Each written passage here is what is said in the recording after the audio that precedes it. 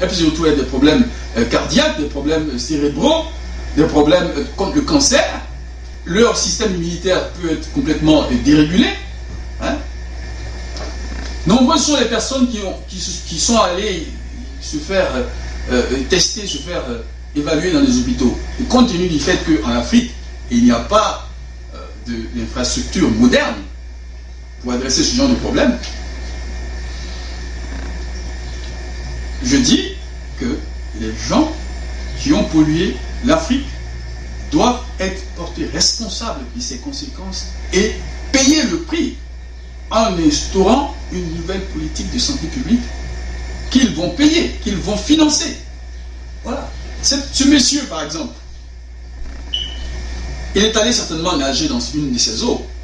C'est là qu'il se baigne, il n'a pas le choix. En entendant que bon, la politique change et que...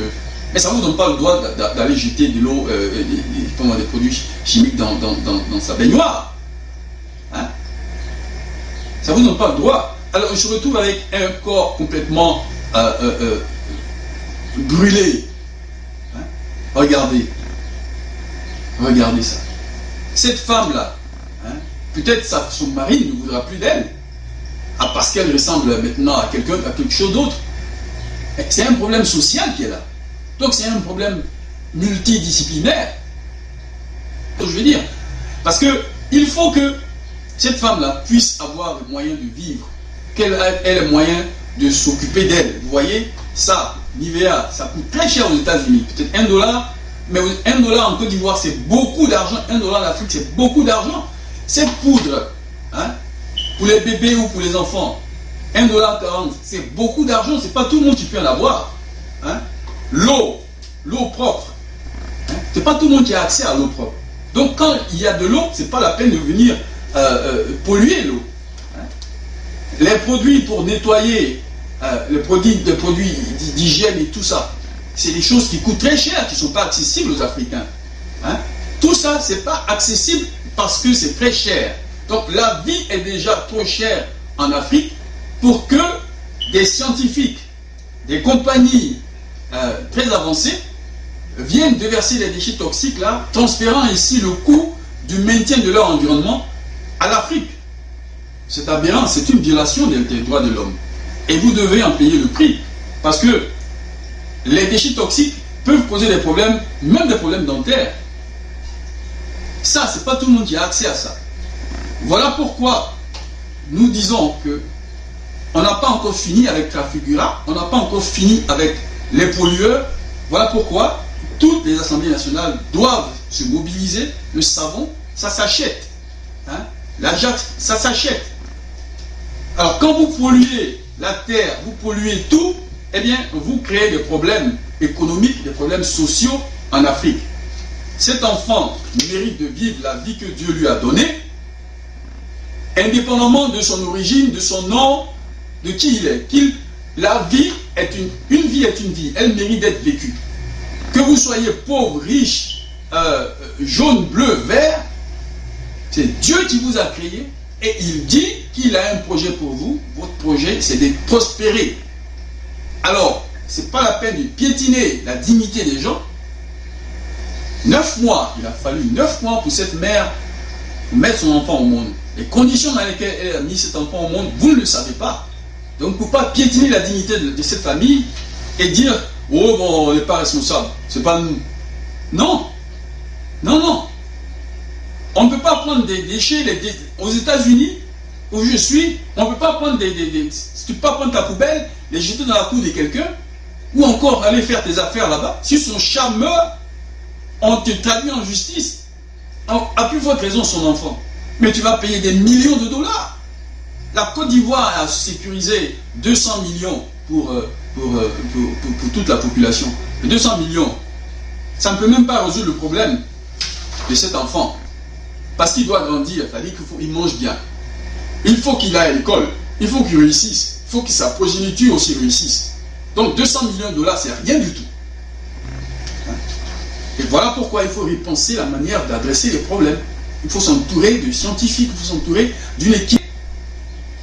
C'est très important. Et bon, voilà pourquoi, au sein de la Smyrna, nous avons lancé cette campagne pour que l'Afrique soit dotée d'un paquet qu'on appelle le Green Stimulus Package.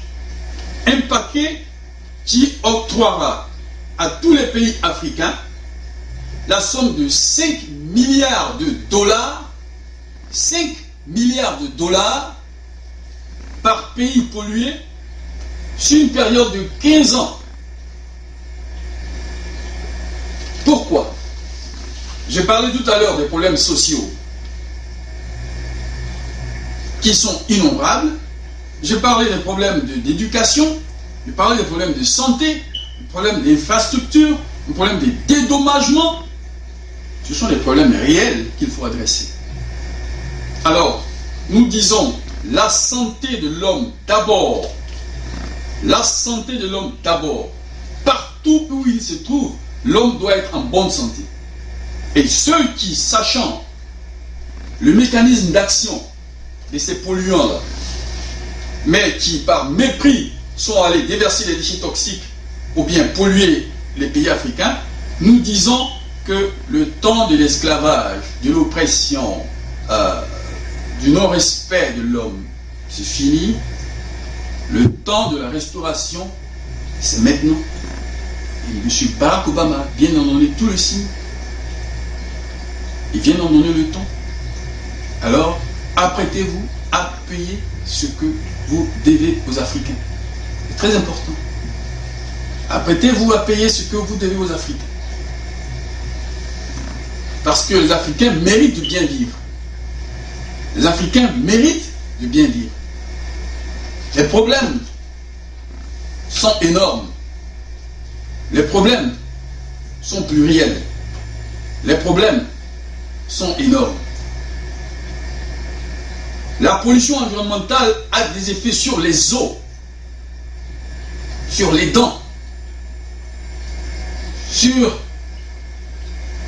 tout le système endocrinien. Ce n'est pas tout le monde qui peut avoir accès à ça. Si vous ne pouvez pas faire quelque chose de bien pour les Africains, ne les polluez pas, comme vous les avez pollués, ou qu'on vous a pris. Apprêtez-vous à payer. Ce qui se passe en Hollande ou en Manchester et tout, c'est rien. Nous allons régler ce problème-là avec le BIC, par le respect des lois régissant la liberté et les droits humains. Les rapports qu'on fait pour démontrer qu'il y a les droits humains sont respectés, tout sont des rapports approximatifs. La réalité est basée sur les faits et les résultats scientifiques que nous allons présenter pour cela. Je vous remercie infiniment. Armand Christian Sériblé, président de la Smyrna Africa.